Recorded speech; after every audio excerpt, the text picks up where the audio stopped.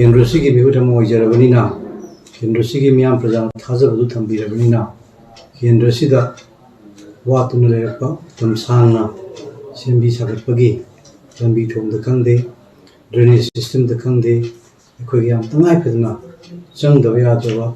थंगबे सिंग फंगदबगी लेइबा समेशा सिंग असि आई हान बोइना पाकतसगे हाबगी अकलमदो लेजे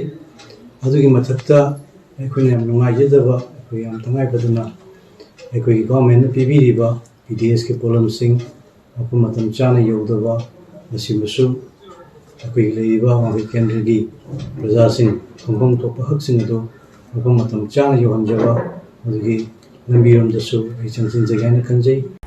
वांखै असेंबली कॉन्स्टिट्यूएंसी की मिपुम खुदिंगमक मानब मित्येंग अमगी मखादा फंगफम थोकपा चाकथुंग फंगहनगनी मंगोंद बोर्ड पीदे हाइदना मखोगी हक कैदौनुंगदा मत्लोय हाइना हंदक पांगथोखिबा Manipur legislative assembly मिखलदा constituency असिदगी Janata Dal United की मिडेफ ओइना माइ पाकलबा थांगजम अरुण कुमार ना फोंदोरकली वाफम असी वांखै एसी की मियामदा थागतपा फोंदोकपगा मरी लैनना पांगथोकपा पाउगी मिफम अमदा महांगना फोंदोखिबनी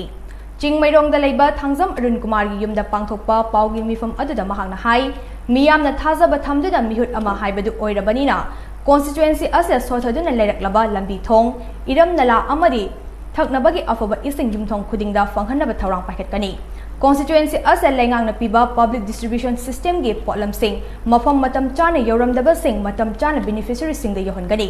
कॉन्स्टिट्यूएंसी असिद लेरिबा लेंगा के महै तमफम संगसिंग प्राइवेट स्कूल की थाक सेमगतुना लैता लाइरे इमुंगी आंगांगसिंगदा महै मसिंगी मतिक चाबा मंगाल फंगहनबा थौरांग पाइखतकनी